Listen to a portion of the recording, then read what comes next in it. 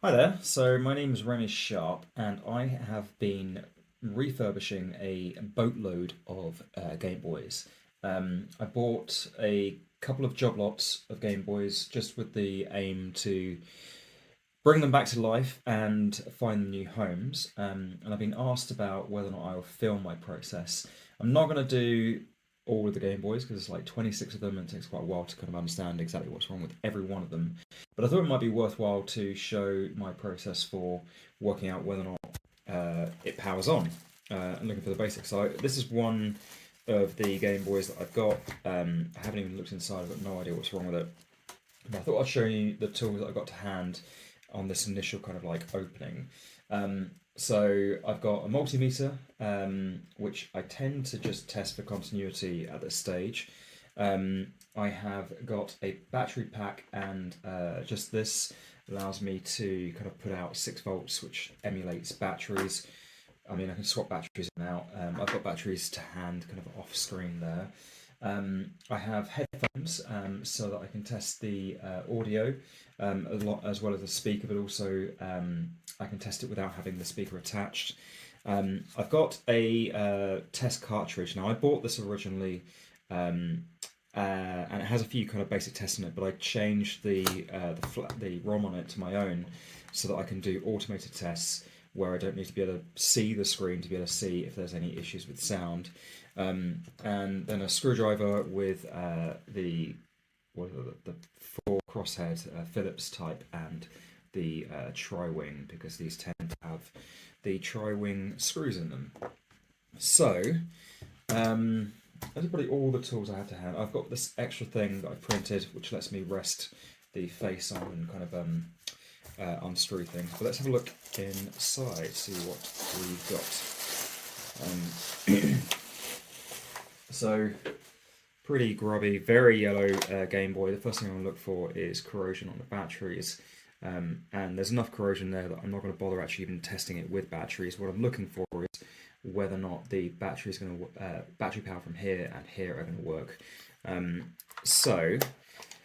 The other tool I have, importantly, is the DC power for the Game Boy. So I'm going to just plug that straight in and see if it comes on. And we have a screen and we have sound, so that's good. There's some horizontal lines, which are a bit of a bummer because that's hard to fix, but still. So the next thing I'm going to do is open it to check if the battery supply works. If the battery supply, if the, I mean, the corrosion on these terminals, the battery terminals, is bad enough that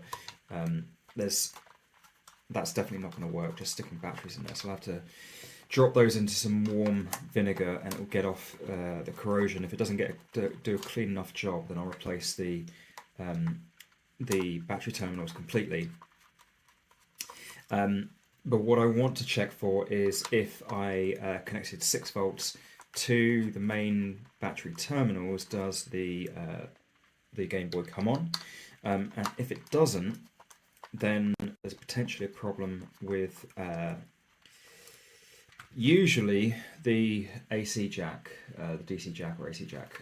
Trying to show you, this thing in here has a switch that tells the Game Boy to switch from external power or battery power. And if the batteries are connected and it doesn't come on, then it's potentially the switch inside of there is the issue. So I'm going to open this up, take the display out, pop on there. So what I'm looking at here is kind of the corrosion on here, and actually it looks like it's just corroded down inside the battery terminal there. In fact, actually the spring is gone on the positive, and negative rather, so the negative spring is gone. And then we've got corrosion on the positive. And what I'm going to do is just whip that out as well.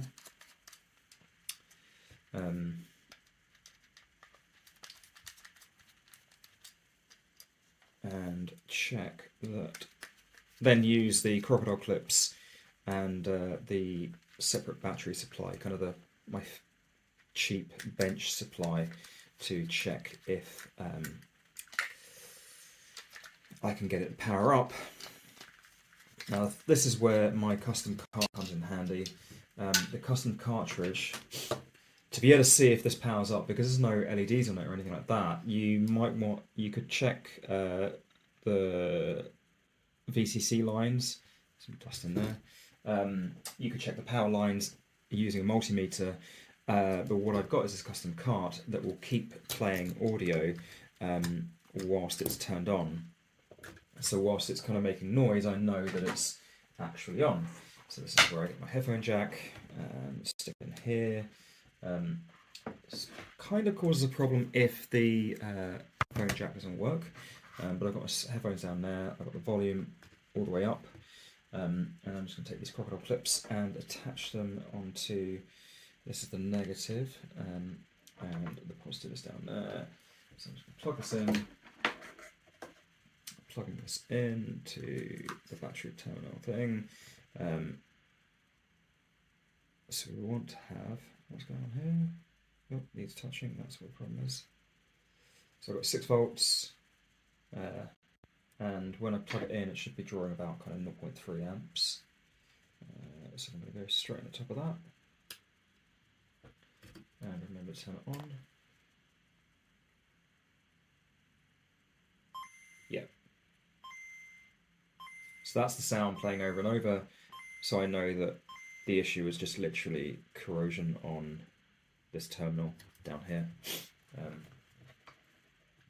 So that's kind of how I start with sound. It's handy to have a flash ROM, your own kind of ROM to test as you want, but that's it. And then I'm going to post a video about how the audio works on this as well, because I've had some boards where the audio just doesn't work, either through the speaker or the headphone jack and the left ear or the right ear, and it's kind of knowing where the audio runs over the back of the board and having schematics and so on. So yeah, hopefully that's useful to someone who is interested in refurbishing these old boards.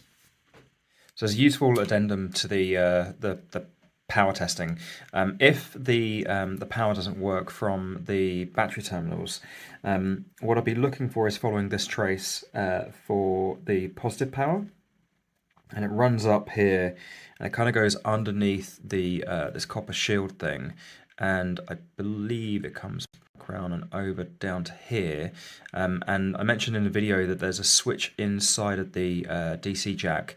Now if there's nothing plugged in, then there should be continuity between these 2 pins, and we can test that by getting our multimeter into continuity mode, give it a little test, and whack it onto these 2. So where the battery power comes in, and this point just here. So we've got continuity there. If I plug my, move that off screen, if I plug the power into the side, just make sure it's off for a second, I should not have continuity between these 2. Okay, so these 2 now don't have continuity because this plug is breaking that continuity. If I did not have continuity between these 2, then the batteries will not work, and that's, I mean, this is not really replaceable. You can't find, or I couldn't find any spare parts for these. You'd have to give it a good clean. Potentially, I found that I managed to fix one by removing it, giving it a good clean, and then putting it back in again. But that is the next point to be looking for, basically, to see why there might not be power.